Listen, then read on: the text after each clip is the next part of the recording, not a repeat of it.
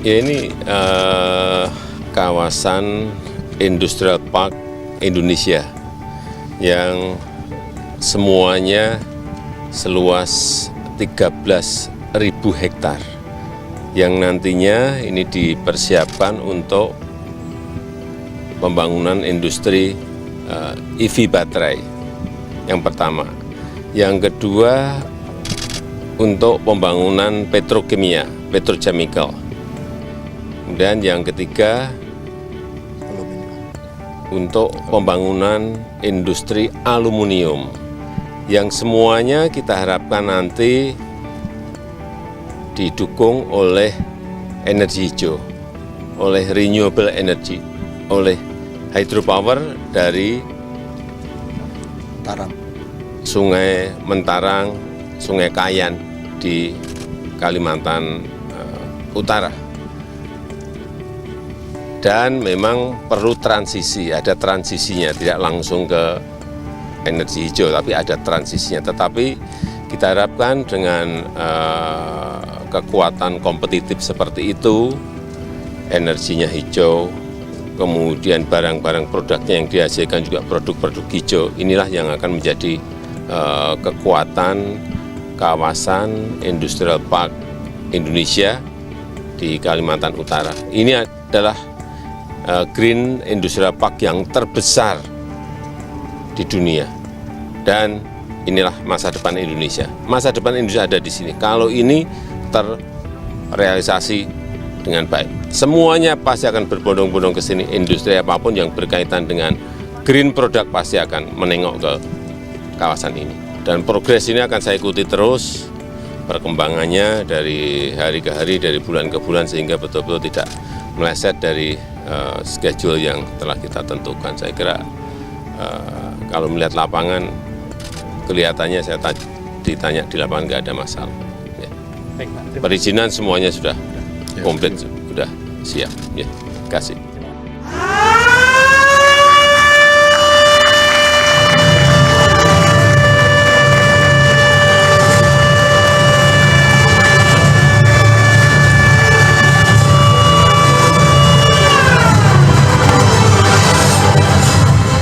Indonesia akan memulai transformasi ekonomi melalui hilirisasi, industrialisasi bahan mentah, dan pemanfaatan energi hijau. Presiden Joko Widodo mengatakan bahwa groundbreaking kawasan industri hijau Indonesia menjadi awal dimulainya transformasi ekonomi di tanah air. Groundbreaking kawasan industri pelabuhan internasional dan kawasan industri hijau dilakukan Presiden Joko Widodo di Tanah Kuning, Mangkupadi, Kabupaten Bulungan. Presiden menuturkan bahwa keberadaan kawasan industri tersebut akan memberikan banyak manfaat bagi masyarakat, seperti terbentuknya lapangan pekerjaan baru yang juga dapat berkontribusi besar terhadap pendapatan negara. Kepala negara menjelaskan bahwa manfaat kawasan industri tersebut akan dirasakan secara real pada 5-10 tahun yang akan datang. Sumber daya manusia dan kualifikasi yang baik perlu dipersiapkan guna mendukung kawasan industri tersebut secara optimal. Dalam masa konstruksi saja akan membutuhkan kurang lebih 100.000 tenaga kerja. Dalam sambutannya, Presiden juga mengapresiasi kawasan industri yang akan menggunakan teknologi-teknologi mutakhir dalam operasionalnya. Hal tersebut tidak lepas dari kerjasama Indonesia dengan sejumlah investor dalam negeri dan luar negeri, seperti Cina dan Uni Emirat Arab. Progres kawasan industri pelabuhan internasional diharapkan akan menjadi kawasan industri terbesar, bukan hanya terbesar di Kalimantan dan bukan Indonesia, tetapi terbesar di dunia. Karena menyangkut lahan, sampai detik ini 16.400 hektar dan targetnya adalah 30.000 hektar. Presiden Joko Widodo berpesan kepada jajaran terkait untuk mengawal dengan baik pembangunan kawasan ini agar menjadi kawasan yang kondusif dan aman bagi para investor. Sedangkan terkait perizinan, Presiden Joko Widodo telah menginstruksikan Menteri Koordinator Bidang Kemaritiman dan Investasi, Luhut Binsar Panjaitan, untuk mengawal dan mempercepat proses perizinan sehingga tidak timbul permasalahan sekecil apapun. Sering saya sampaikan yang namanya kita akan memulai transformasi ekonomi Indonesia.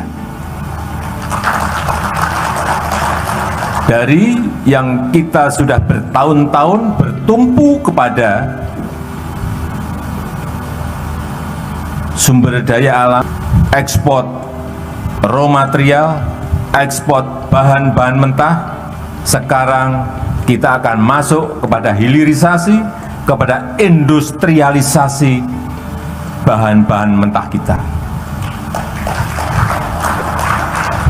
Yang diekspor bukan bahan mentah lagi, yang diekspor bukan raw material lagi, tetapi adalah barang setengah jadi atau barang jadi. Dan yang di Kalimantan Utara ini nanti adalah hampir semuanya adalah barang jadi.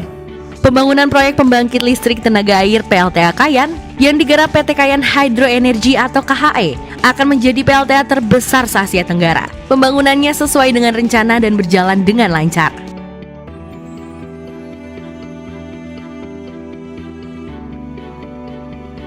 Pembangunan proyek strategis nasional atau PSN kawasan industri dan pelabuhan internasional alias KIPI Tanah Kuning Mangkupadi di Tanjung Palas Timur, Bulungan, Kaltara terus berjalan. Camat Tanjung Palas Timur, Gafar, mengatakan bahwa proses pembebasan lahan masih berjalan hingga saat ini, khususnya untuk lahan yang berkaitan dengan lahan milik masyarakat. Latar belakang dulu bahwa ini menjadi hal yang sangat penting untuk Indonesia, untuk biji bauksit ini untuk bisa diolah lebih lanjut sesuai dengan arahan dari Bapak Presiden dan juga program yang dicanangkan oleh Undang-Undang Nomor 3 Tahun 2020. Ya, jadi cadangan bauksit Indonesia itu menempati peringkat ke-6 dunia. Itu setelah Guinea, Australia, Vietnam, Brasil, dan Jamaika. Kita mempunyai kurang lebih 3,2 miliar ton atau sekitar 10% cadangan dunia. Kemudian tadi sudah disebut bahwa produksi biji bauksit tahun 2021 itu sebesar 25,8 juta ton, ekspornya 23,2 juta ton dan dipakai dalam negeri untuk kebutuhan smelter dan fasilitas pemurnian, baik itu smelter grade alumina maupun chemical grade alumina, hanya sebesar 2,6 juta ton. Nah, tentunya yang berikutnya kita melihat bahwa data dari Kementerian SDM sampai dengan Oktober 2022 sudah terdapat 4 fasilitas pemurnian bauksit dalam negeri yang telah selesai dibangun dengan total kapasitas input biji bauksit sebesar 10,5 juta ton. Seperti kita ketahui, PT Inalum bekerja sama dengan PT Antam, oleh satu perusahaannya itu sedang juga mengalami satu kesulitan untuk bisa meneruskan ini, terutama dengan pihak EPC-nya.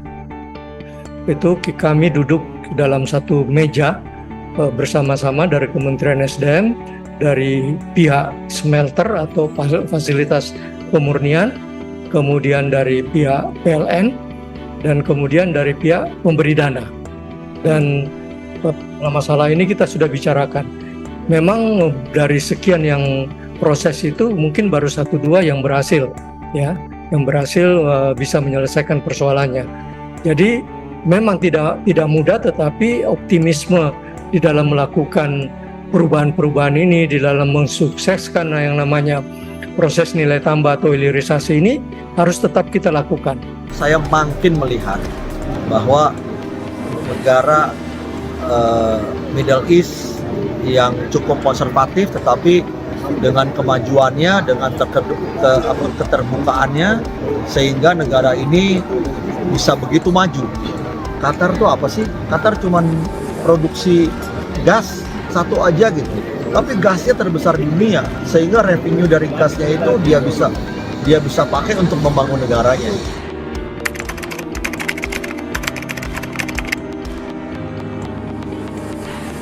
Indonesia, kalau memang kita bisa fokus di 2-3 proyek aja, tapi yang benar-benar besar, salah satunya adalah hilirisasi itu, saya rasa dahsyat. Nikel aja sekarang, nikel to stainless steel aja udah 30 miliar dolar. Belum nanti nikel ke baterai, nikel kemana segala macam. Jadi menurut saya ke depan ini sekali lagi kalau kita sebagai negara fokus dan disupport ya oleh seluruh komponen bangsa, oleh pemerintah, oleh swasta, oleh BUMN, oleh pemerintah daerah, rasanya kita bisa 10 tahun dari sekarang itu income per kapita kita bisa double.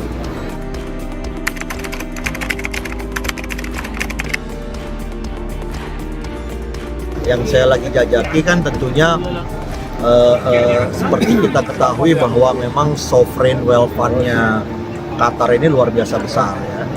Dan rasanya memang saya juga mempunyai kewajiban sebagai orang Indonesia untuk bagaimana bisa mempromosikan untuk investasi di Indonesia. Nah, ke depan seperti kita ketahui kan Adaro juga lagi bergerak menuju ke industri-industri yang lebih hijau. Kita masuk ke aluminium smelter, kita masuk ke green hydro power plant, solar power plant, dan menurut saya ya salah satunya saya ingin mengajak Qatar untuk masuk ke Indonesia gitu, karena mereka selain juga punya uang, mereka juga punya teknologi. Jadi seperti kita lihat kan di sini solar power plant-nya juga termasuk yang cukup maju gitu.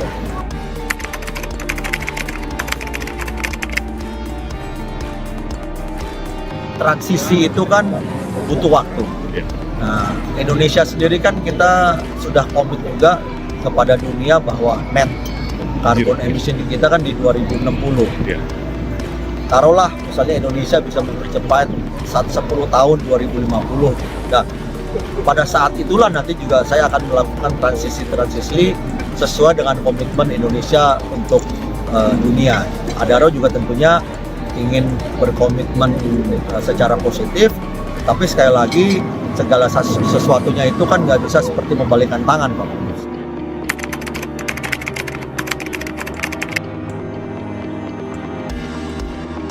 Adaro ke depan itu akan ada 3 pilar, ya kan? Pilar pertama itu adalah Adaro Energy yang bisnis existing dan kita akan teruskan, ya kan? Ini menjadi cash cow-nya grup. Kita akan masuk juga ke pilar kedua yaitu Adaro Mineral, di mana nanti di Adaro Mineral ini ada aluminium smelter, mungkin juga nanti kita akan masuk ke mineral-mineral lainnya, dan eventually nanti ke baterai. Pilar ketiganya, kalau nanti 8-10 tahun dari sekarang insya Allah hydro power plant-nya Adaro, solar power plant-nya Adaro itu sudah jadi, maka ini akan menjadi satu-satunya ya, industri yang akan memakai source of energinya dari renewable. Dan itu akan menjadi nilai premium. Mimpi saya tidak terlalu lama, 10 tahun dari sekarang insya Allah itu bisa terrealisasi.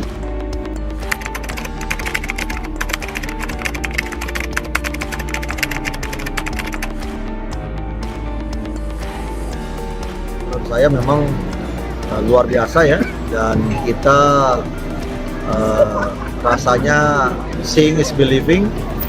Kita bisa belajar banyak dengan Qatar, bagaimana Qatar menurut saya telah berhasil menyelenggarakan FIFA World Cup yang mungkin ini the best ya dalam penyelenggaraan Piala Dunia yang lalu-lalu. Menurut Presiden Jokowi adalah hilirisasi merupakan masa depan pertambangan. Yang segera akan dilakukan ini adalah hilirisasi bauksit. Nah, pertanyaan saya Pak, apa yang akan dilakukan oleh BUMN dalam rangka mendorong hilirisasi dalam negeri, dan hilirisasi materi apa lagi nih Pak? Jadi nikel yang saat ini kan mungkin diproduksi menjadi bahan NPI misalnya, itu kan udah meningkatkan nilai tambah sebenarnya kurang lebih sekitar 10 kali. Tadi saya cerita mengenai hilirisasi sampai dengan baterai misalnya. berangkat dari nikel menjadi NPI, nanti kalau misalnya sudah bisa menjadi baterai, tadi kan 10 kali. Kalau bisa menjadi baterai itu bisa mencapai 55 kali nilai tambahnya.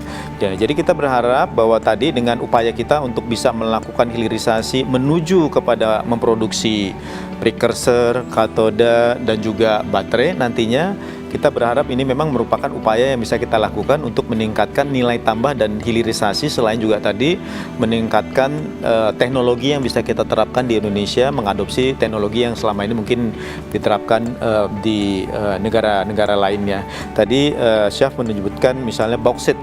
Kita juga saat ini sedang melakukan produksi untuk bisa memproduksi alumina.